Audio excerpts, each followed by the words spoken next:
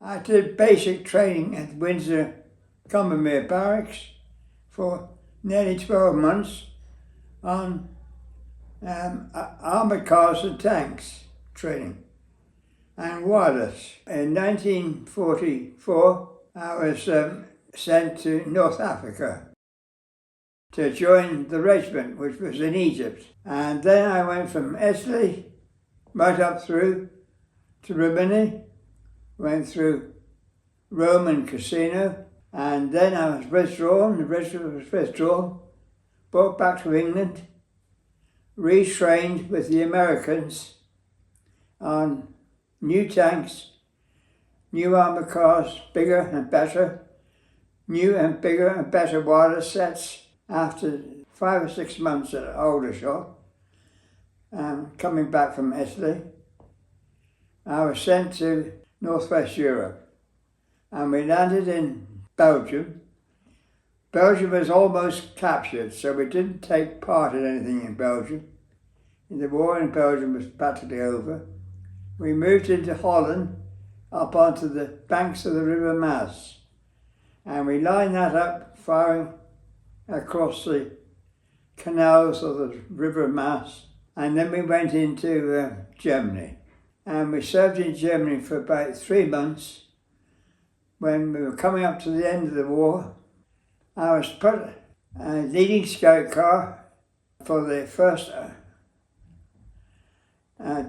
Division of the Royal Armoured Corps. And my axis of advance was Cuxhaven. I got so far as Himmelpforten, and that was the 7th of May 1945, and we were advancing towards Cuxhaven. The next morning, we were told, continue the advance slowly up the road if you can. I said, well, I can't progress any further because I've got this great crater in front of me. So this sent up a team of engineers from the American Engineer Corps with us, and they also sent up an ambulance crew because I had one casualty. My sergeant, my infantry sergeant, which was protecting us, got hit in the head with a ricochet off the road. And that an hour later, we were told, stop advancing, stop firing, the war is over, the Germans have surrendered. So we were full of joy, didn't know what to do next. So we threw our helmets in the air and we all clapped, run together, and we danced in the road.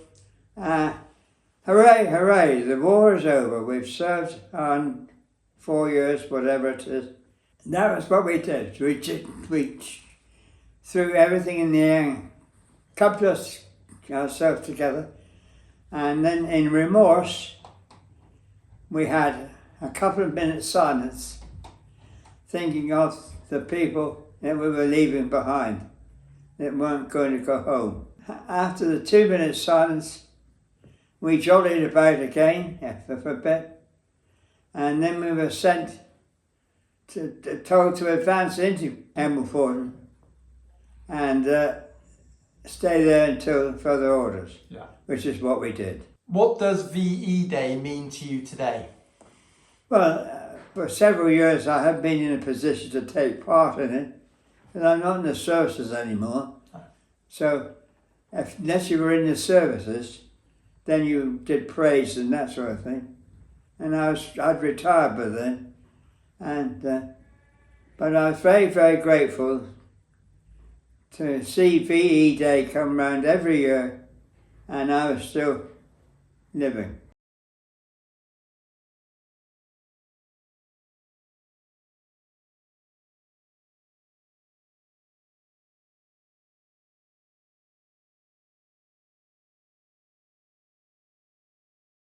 I was a telegraphist in the Royal Navy, and for 4 years.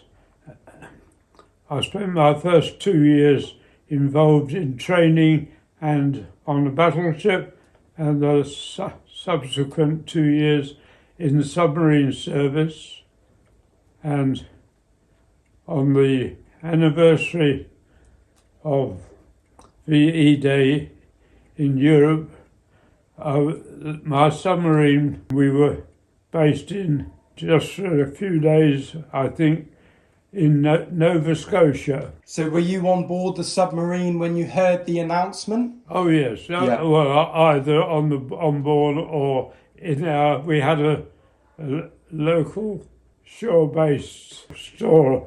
What was your immediate reaction when you heard the news? Well, I think everybody was exceptionally pleased. Our celebration was probably a few bottles of beer. Everybody was very pleased. We stayed in Nova Scotia for a little longer. I don't know how long it was now. And then we went to the British Naval Base in Bermuda, and the submarine was cleaned out because they get full of bugs, and so on. But we stayed there for about a month, I think. It was very, very acceptable because it's a nice island, very nice place.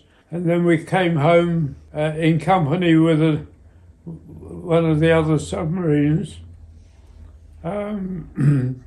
back to Scotland. What does VE Day mean to you now? I don't know that it means anything anymore. No. It's all a long time ago. Yes. But I will say in closing that I don't regret the experience. You don't? Not really, no. It was very, very sudden, but very intense from the day I joined up, and I still think it was useful.